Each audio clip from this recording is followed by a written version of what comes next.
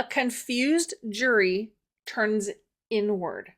They question their own capabilities and intellect, and they question your credibility and commitment.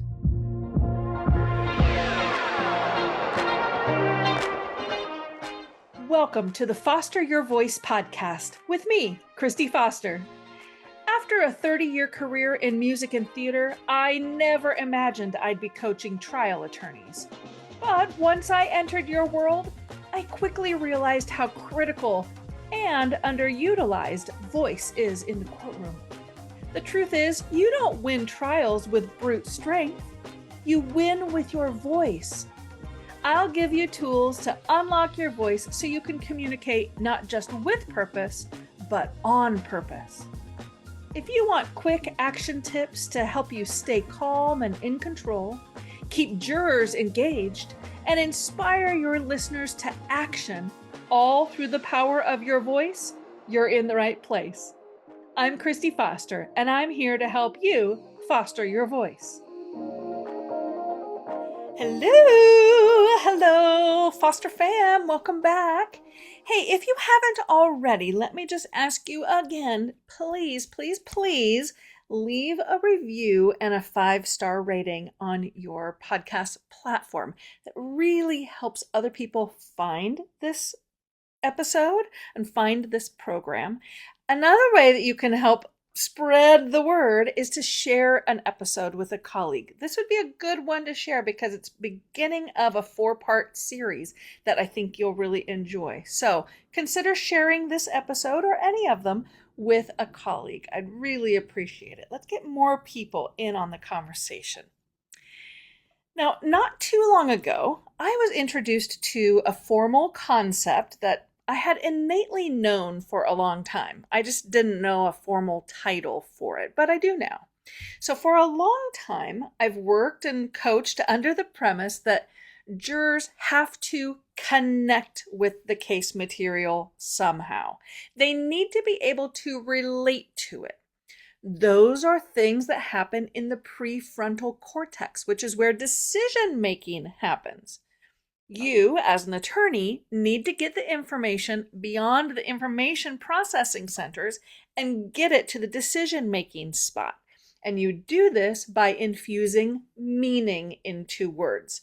That's not just saying them, but saying them in a way that represents their meaning, their message, and by making your information relatable. Jurors do not decide cases through pure information transfer. They decide through meaning, and meaning is built by attaching all these unfamiliar case facts to everyday familiar human stakes, things they have a natural schema for. When creating your voir dire principles and your opening or closing analogies and metaphors, it's really important to connect to these universal human reference points, these familiar anchors. That's what we're talking about, familiar anchors. And the most powerful 4 are health, wealth, family, and identity. So in the coming episodes, I'm going to do a deeper dive into each of these to just help generate some ideas and get your creative juices flowing. So let's take a look at our first one today, health. Now, this anchor relates to survival, safety, body completeness, vitality, and having physical independence. Anchoring in health is one of the fastest ways to create juror connection and attention because we all are hardwired for it. The nervous system is wired to prioritize threat and protection. Its sole purpose is to keep you alive, and so it stays vigilant to detect things and even ideas that might pose a threat to survival. Of course, it's easiest to make these connections and anchor to health when you're dealing with catastrophic injury cases. But it can also apply to cases that deal with chronic pain, exhaustion, sleep disruption, anxiety, any kind of loss of mobility or loss of dignity, some inability to participate in life normally, threat of future vulnerability, or fear of the condition worsening. Jurors will immediately question, could that happen to me or someone I love? That's the tentacles of danger at play. Again, their brains are scanning for a threat. So when you anchor into health, you can ask them to imagine, what would that feel like? Or how would that change daily life? Creating a personalized psychological relevance to their own life will put them on a path towards pursuing justice for your client as a way of protecting themselves. That's a powerful anchor. Look for ways to connect to the universal human experience. Sure, the jury needs data, facts, charts, expert testimony, but they need you to frame it into something that is accessible, something they can relate to. And by anchoring into health, you are creating an emotional context or orientation that allows that data to take on a greater meaning. So here are some reframed ideas that anchor into this universal value of health and just highlight your client's vulnerability, fear, survival, the quality of life, or long-term consequences. Here's a couple of examples. This injury didn't just break a bone, it broke her ability to live without pain. It's like driving a car with a cracked windshield. You can keep going, but you'll never see clearly again. You don't appreciate how much you use your back until it hurts every time you bend over to tie your shoe. Pain becomes the background noise of your entire life, like a radio that just can't shut off.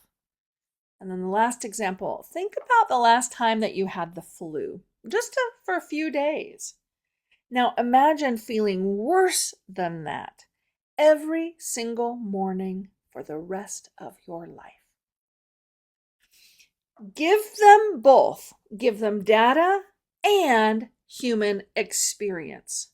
Use health as a familiar anchor to get more buy-in from your jury. You know what I hate? Being misunderstood. It's actually one of my biggest fears, if I'm honest, right up there with birds. Yes, I'm afraid of birds. Leave me alone about it already. Being misunderstood is just the worst, though. Trying to communicate something and seeing that it's just not landing the way you intend. Too harsh of tone with your kid or spouse that ended up setting them off. A thinking face that got interpreted as annoyance or irritation and ended up shutting down the conversation and leaving you baffled. It's so frustrating in our personal lives, but in the courtroom, your mismatched communication profile could break your case and lose you a deserving verdict. So, I've created a free guide to get you thinking about the emotional profiles you create. It's a printable guide to help you 10x your communication impact by mastering 6 emotional profiles for clear and authentic connection.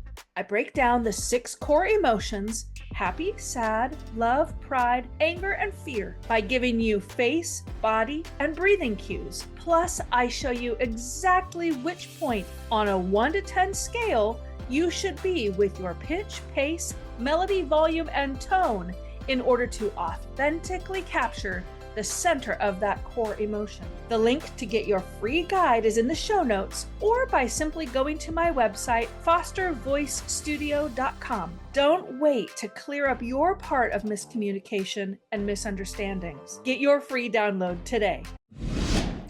One of the worst things you can do, in my estimation, when talking to the jury is confuse them. A confused jury turns inward. They question their own capabilities and intellect, and they question your credibility and commitment. A confused jury tries to end the experience as soon as possible because it's just unbearable to try to be patient in the cognitive cloud and the insecurity.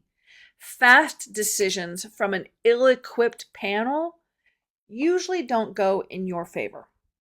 So be diligent to be as clear as possible. Make sure your key points follow a logical path and that you're not doing a lot of jumping around or inserting quick asides to explain something that should have already been accounted for. Plan the order of things. Organize your thoughts. Make sure they play out in a way that promotes order and design. Your jurors are mentally creating resources for themselves. We know that 65% of folks are visual learners, yet jury duty forces them into auditory learning experiences. So their brains will be desperate to create their own visual resources to draw upon when they need to recall and discuss the case points. For me, I do this two ways. That is, in my client sessions, I am coming from an everyday juror perspective. So I'm just listening and taking it all in before I jump in as a trial consultant and vocal coach. When I'm listening as a juror, I create visual resources for myself in these two ways. In a teaching section, when I'm listening to them teach, I'm organizing their case facts into a mental outline. An outline is tidy, linear, sequential, and shows a relationship between concepts and subpoints. I love me an outline. Now, I know not everyone is like me, but every brain is looking for patterns and connections. So make it easy for them to create them. Now, in the storytelling section, when more of the narrative is being told, I'm seeing it all play out like a movie in my head. You maybe have heard me talk about mind movie, and that's what this is. I'm seeing it in my mind's eye, and the information is encoding in a way that I can recall later based on the visuals that I've created, this mind movie in my head. So clarity in how you organize and present your key points will go a long way to reduce confusion for the jury. But another thing that has a huge impact on jurors' learning, comprehension, and clarity is how you communicate your presentation. Confusion is reduced or can even be eliminated entirely when you create an emotional profile that is congruent, when you avoid cognitive dissonance. So, what's this emotional profile construction you speak of, Kristi? Well, your emotional profile is when you know your intended emotional expression, and then you use your face, your voice, your body, and your breath to accurately represent that intended emotion. So when a client says, "We just took this case, so it's brand new, but it's actually pretty interesting," I don't believe that they think it's actually pretty interesting, because they didn't create an emotional profile that would accurately communicate that expression. You have to do certain things with your face and your body and use your breath to affect your voice in order to really capture intrigue, curiosity, and delight, maybe. So I usually smart off and chirp back at them like, "How interesting is it?" Trying to prompt them to infuse some meaning into it. So they usually rethink it and reset on purpose this time, and I can get something like, "We just took this case, so it's brand new, but it's actually pretty interesting." Now, what did I do differently? Let's play a little spot the difference game. I scrunched my face up to show eager curiosity. It's actually pretty interesting. I leaned forward. I tilted my head to show anticipation. My voice popped up into my head voice and my middle voice to capture the uncertainty and the excitement to discover. And I infused a little more breath into some words to communicate awe and wonder. It's actually pretty interesting. Can you hear that? It's actually pretty interesting versus it's actually pretty interesting. The first way creates cognitive dissonance. My word choice, objectively, are positive words, but my flat effect didn't give them the meaning they needed. When I created a responsible emotional profile, like I did in the second example, now, not only do you believe that I'm excited to engage with the material, but I bet you're now more eager to hear about the case too. I know I am when my clients actually communicate their intended emotional expressions. So make sure you align your facial expressions with your vocal tone. Get your body and breath involved too. That's how you infuse meaning and create clarity in your communication. Incongruence creates confusion and erodes your credibility. Now, I have a free guide, it's free, to help you with emotional profiles. In it, I include charts and pictures of what to do with your face, voice, body, and breath in order to truly capture some of the core emotions like love, anger, sadness, and all the words that kind of fall into those categories. I'll put a link for the free access in my show notes, so be sure to pick that up. And then after a couple of days, I'll send you an email with a video of me showing you an emotional range exercise. It's pretty entertaining to just keep you moving along in the right direction. So keep an eye out for that as well. And until next week, keep fostering your voice. Thanks for pulling up a seat with me today and for being part of the Foster fam. Make sure you're subscribed to the podcast so you don't miss a single episode. And while you're at it, go ahead and leave a review or a comment so I can give you a shout out on a future episode. During the week, you can find me on Instagram at Foster Voice Studio, where I'm dropping little nuggets of vocal technique and leadership wisdom. You can also join my mailing list by visiting fostervoicestudio.com or by clicking the link in the show notes.